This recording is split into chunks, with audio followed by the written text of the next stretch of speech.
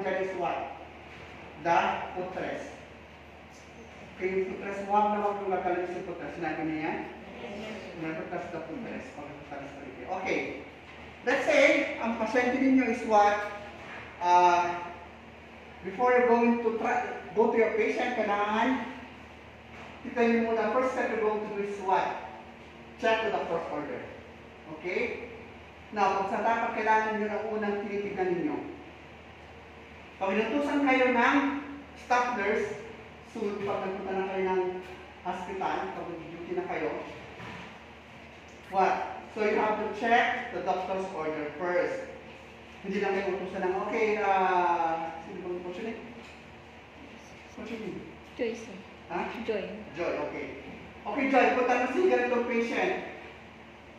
Transfer mo sa laboratory.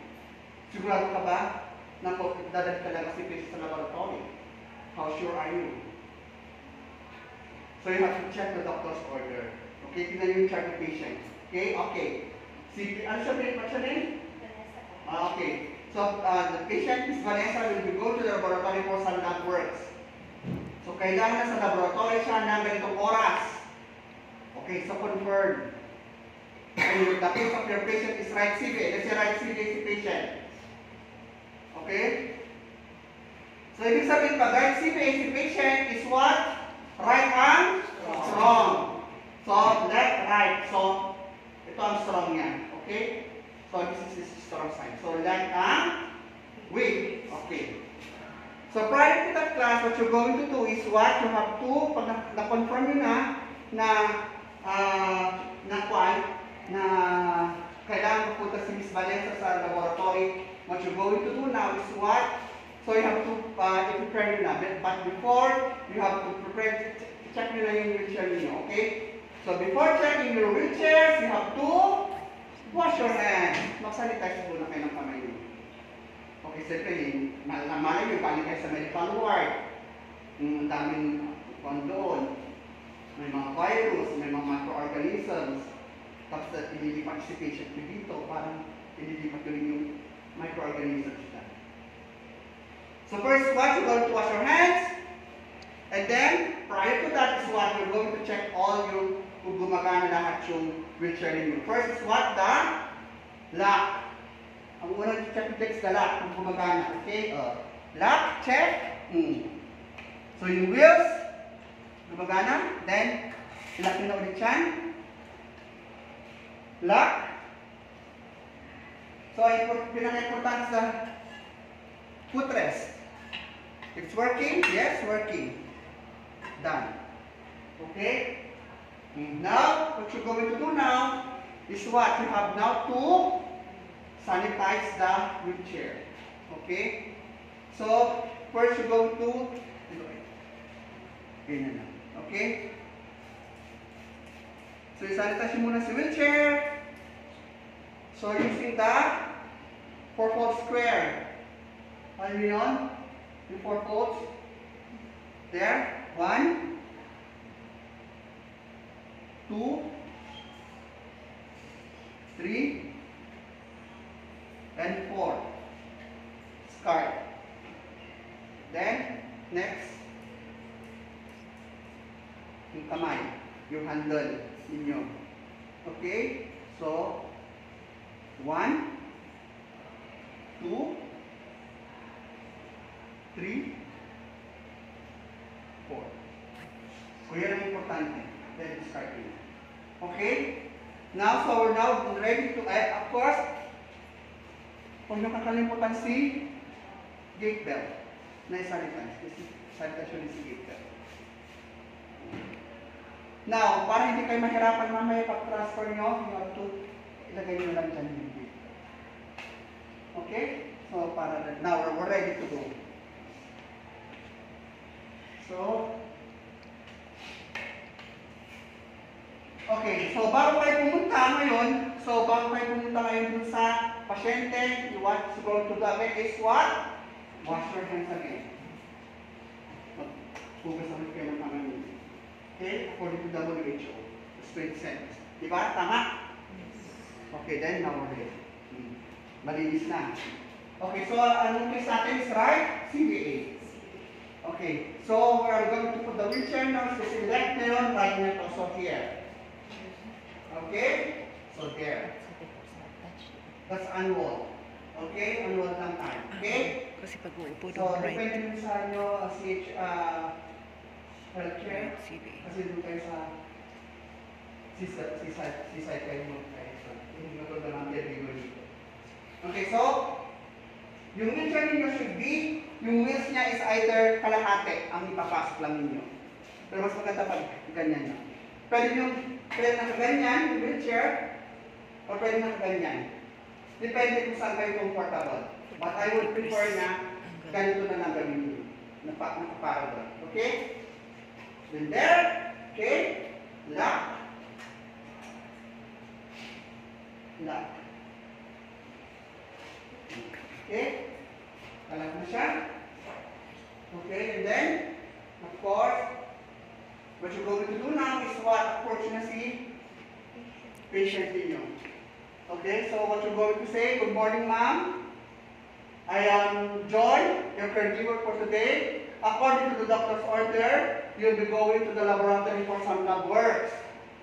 Sabihin nyo I will be transferring you from bed to wheelchair, and then I will return you back from wheelchair to the bed. In line with this, I will be touching some sensitive parts of your body. Is that okay with you? Sabihin nyo yun. Kasi kailangan nyo talaga experience sa kanyang procedure. Okay, is that okay with you? Pag nag-yes si patient, then okay na. What you're going to do first, wag muna nyo siya tatanggalin doon. Wag muna ka nang bababa ng sideways. What you're going to do now is, nag-yes na siya, check yung safety ng patient, yung wheels, check, lock, lock, lock.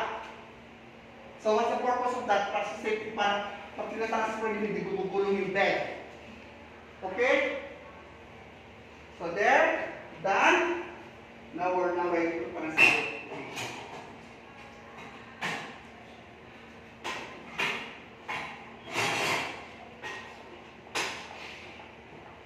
Okay, next would be, now you have to remove the blanket, the patient.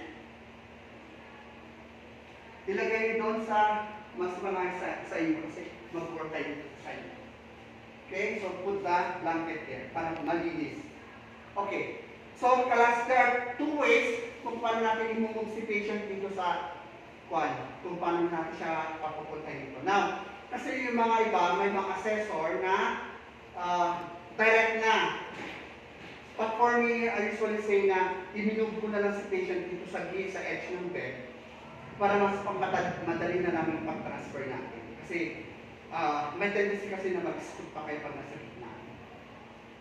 So, I would prefer na i-transfer natin siya dito sa edge ng bed para mapabilis na lang. Okay? So now, ma'am, I will be moving towards the edge of the bed. Starting from your head, your body, and then your legs. So, but I will first move your pillow. I-move mo muna si pillow dito, okay? So, hawakan yung ulo. There. Okay, okay, so, remove your, pag di sumasabit. Sa kalpa. Okay, so now, kung move natin yung head. 1, 2, 3. The count of 3. 1, 2, 3. Then 1, 2, 3. There. Okay? So, ilagay nyo sa edge ng bed. Para hindi na tayo makilapa. Next would be, kailangan natin yung ayusin yung kamay sa kapanya. So, what are we going to do? So, sa kamay is what? So, si weight is supporting strong. So, what's the weight? Left. So, yan si weak, then strong. Right? So, weak, strong. Then, ito is strong, no? There. So, dito ba sa paa, yung paa niya is yung strong nandun sa baba, yung weak ay nasa taas. Okay? So, now ready. So, yan ang dapat yung gawin. Okay, next one, 2. So, kung ma'am, at the count of 3, I will sit you on the bed. Sabi natin, so, hawakan nyo dito, and there, Kunin niyo sa leeg. At the count of 3, ma'am, I will sit you on the bed. 1, 2, 3. There. Do you feel dizzy, ma'am? Tanungin niyo. Why are you asking that? Alam niyo kung bakit? Ha? So, nagkakaroon siya ng magkaroon ng orthostatic what? Hypotension. Ano yun? Pag nahihilo siya. Orthostatic hypotension is what? Changing from direction to yung isa, di ba nakahiga siya, may change natin siya sa position na nakaupo is what? Tapos pwede siya mahilo. Like, so let's say you're sitting down and then bigla kayo tumayo, di ba minsan nahihilo kayo? That is orthostatic hypotension yun.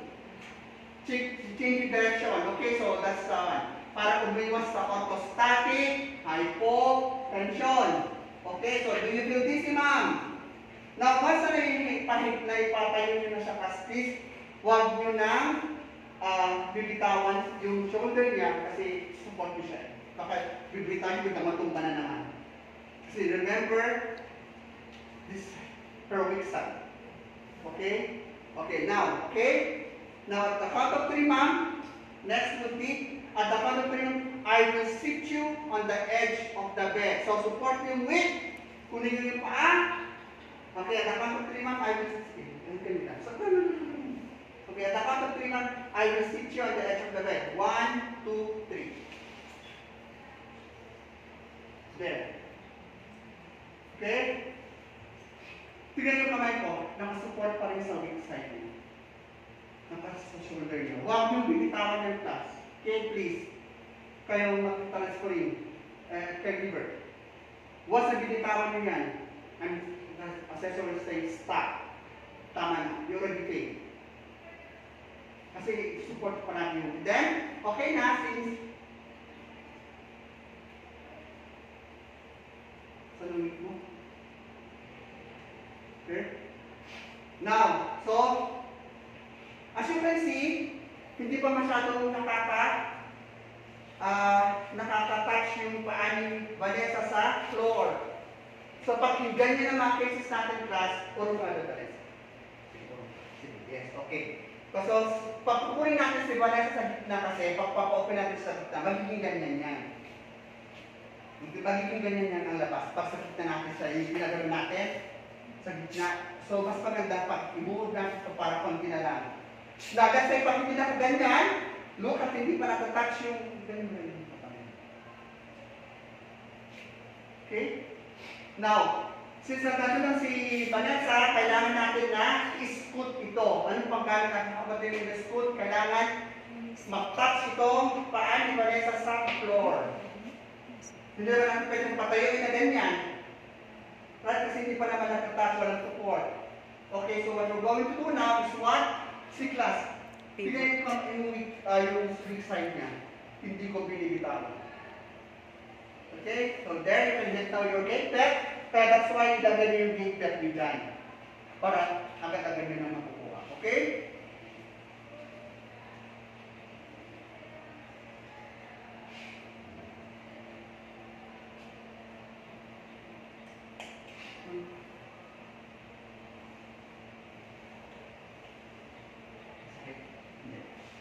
Okay, now next would be, ilagay mo yung kamay ng weak side doon sa gate peg. Para alam nyo na yan yung weak side niya. Hindi alam ng mga trick ng mga assessor yan. Kasi sabi ko sa inyo, parang technically, alam nyo yan yung weak side niya. Okay? Yan sinasabi namin sa mga caregiver. Ilagay nyo yan yung kamay nyo dyan ng weak side para alam na ng caregiver ninyo kung saan ang weak side mo. O ayan, alam nyo na kung saan ang weak side kasi yan ang nakalagay dyan. Okay? Alam nyo na kung saan ang weak side. Right? Now, since hindi nagtatouch yan, now we're going to scoot the patient towards the edge of the bed. Paano? Since this is yung weak side niya, ilagay nyo yung paano dito, then, yung paano lang give way. Mag-give way kayo para sa strong side niya. Okay? So, here. Hawakan nyo dito and then hold there.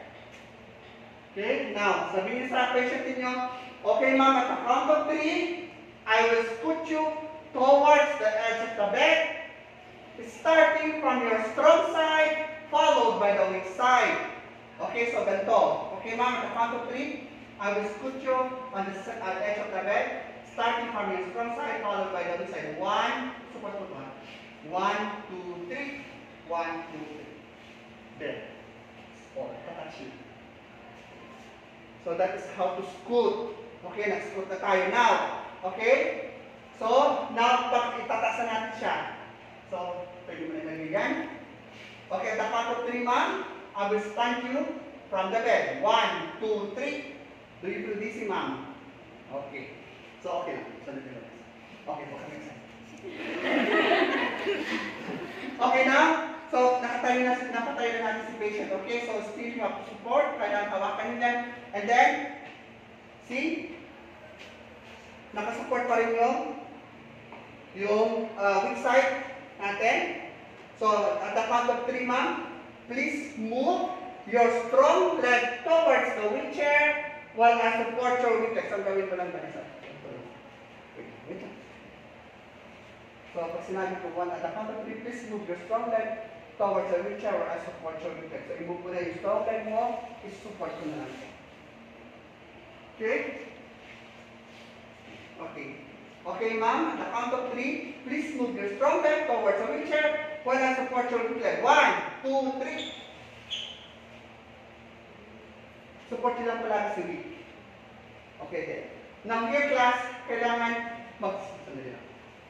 mag-synchronize na kayo. Na pag sinabi ng third, please move your strong leg towards the wheelchair while I support your weak leg. Ikaw na mismo. Ikaw na. 1, 2, 3. Ikaw na mag-move. Huwag mo na tayo na ipupunayang pa mo. Once na kasi ginawa nyo yung class, papahirapan din kayo ng caregiver nyo. Siya ang naging patient, papahirapan ka rin. Bahala pa. Ikaw mo gumawa niya, pinahirapan mo ang tuloy. So mag-synchronize, magtulungan na kayo. Para mapabilis. Okay? So let's do it again. Okay? Okay, the count of 3, ma'am. Please move your strong leg towards the wheelchair where I support your weak leg. 1, 2, 3. I'm sorry. Okay, so, okay, the count of 3, ma'am, I will sit you on the wheelchair. 1, 2, 3. Do you feel dizzy, ma'am? Okay, so, kalimutan ko kayo tanong sa kanya kung pinaupo natin siya, di ba? Pinatayo. You should ask there na, do you feel dizzy? Okay? Case position tayo. Now, pinaupo ko siya, we'll say, do you feel dizzy again? Then next, we'll have to remove the gate belt.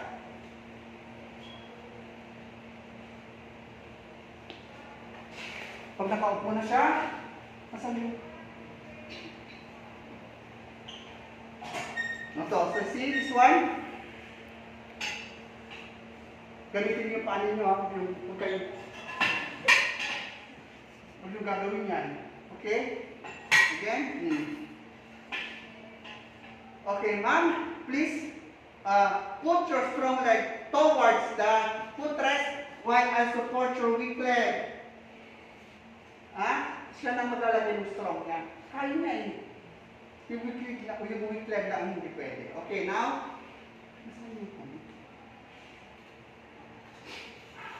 wala bang pan dyan? Strap dyan? Wala. Wala? Tignan nyo nga yung isang wheelchair. Kung may strap. Dito sa may, dito. Wala? Okay, then now you can lagyan niyo si patient ng blanket para maging comfortable siya. Okay, so may dapat may strap dito eh. Wala ba dyan? Para support the patient. Okay, then now we're ready to transfer the patient sa laboratory. Unlock. Okay, then, of course, class. Now, excuse me, madam. Hindi tabi kayo dyan. Tumabi kayo dyan. Wow! May space tayo. Okay. Now we're going to go pupunta ka ng laboratory. Now class, take note of this one again. Ang unang lalabas is kayo. And please, once na-unlock nyo na, huwag yung bibitawan si wheelchair. Okay, pwede baka gumulong yan. Okay, so just hold, then lalabas na tayo. There. Now let's say, hindi nyo pa na-bubuksan yung pintuan. Ganyan, o gagawin nyo ulit, bubuksan nyo, iwanan nyo. No! Don't ever do that again. Okay, so kung hindi pa po kasi pintuan, hawakan nyo pa rin yan. Pwede lang mahawakan ito. There. Okay, then now let's go on. Okay, now here, again, please, ayaw na ayaw kong nakatouch yung wheelchair sa edge ng doors. Once na natouch yan, papawal ko sa inyo lahat from the very beginning. So be careful. So I don't know kung sino magpan, but for me, I usually do that sa pan ko, sa RD ko, ng elderly. Once na nag-touch na sila ng bed, balik ka ulit doon. Kailangan careful. Huwag kayo makatouch ng edge ng door. Okay, so be careful. Paglabas.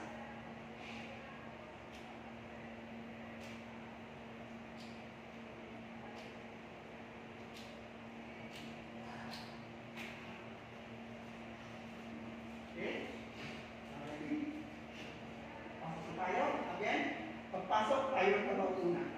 Okay, tayo na mauna. Okay?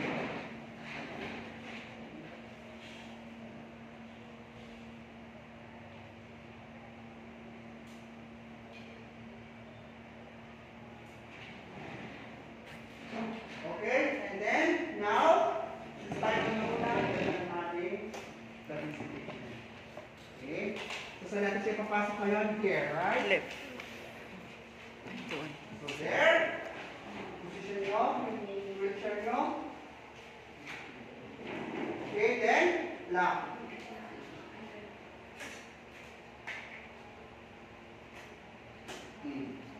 Lock. Okay? So, huwag muna tayong gagalaw doon. Now, we're going to check first yung bed.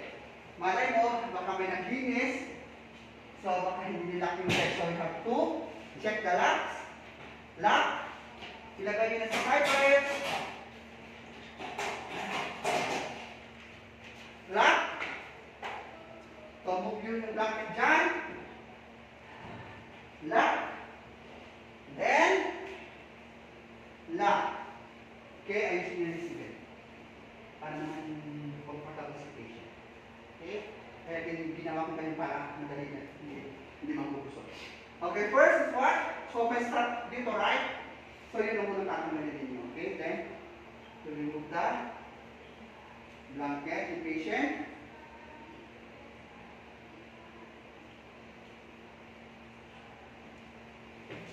Okay, and then, we're now going to solve. Okay, ma'am, please put down your strong leg while I support your weak leg.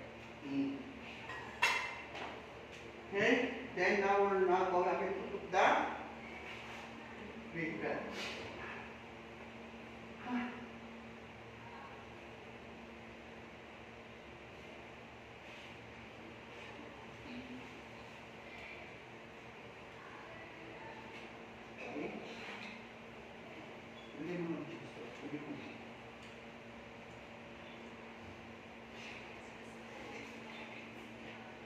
Tingnan niyo pa ako.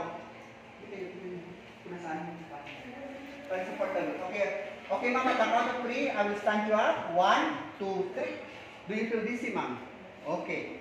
Here. Now, so at the count of 3, ma'am, please move your strong leg towards the bed while I support your weak leg. 1, 2, 3. Okay? So, now at the count of 3, ma'am, I will sit you on the edge of the bed. 1, 2, 3. Do you feel dizzy, ma'am? So, again, as I have said, every change position, you have to ask the patient. Okay, now, ito na. Since pa yung paa ni patient sa floor, what we're going to do now is we're going to scoot the patient toward the center of the bed. Again, starting from the strong side, followed by the weak side. Okay? Okay, sige, support mo na.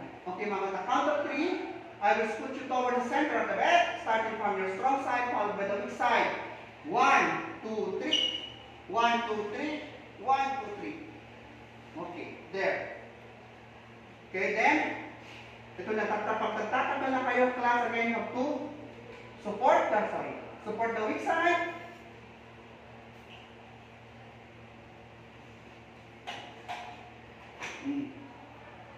Okay, nakasupport. Then, since naman tayo pwede ilagay si patient sa gitna ng pahigayin siya na nandito tayo.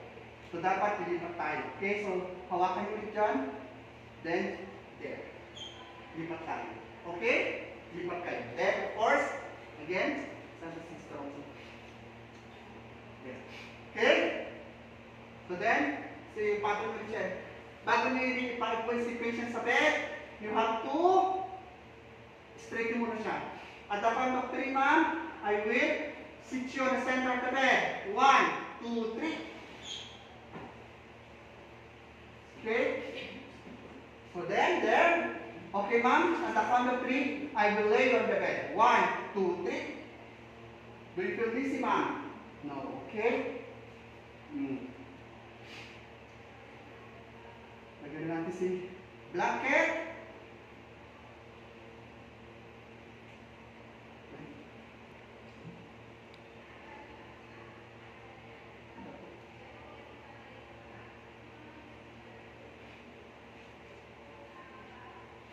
Okay?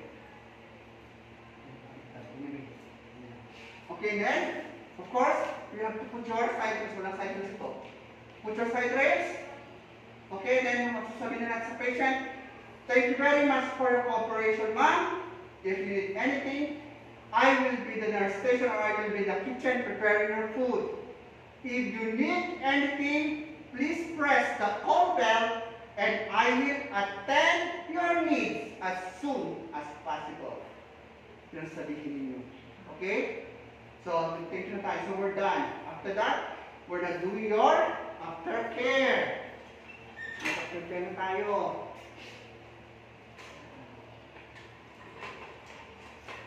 Okay? Then there, after your aftercare ninyo, what you're going to do? Wash hands and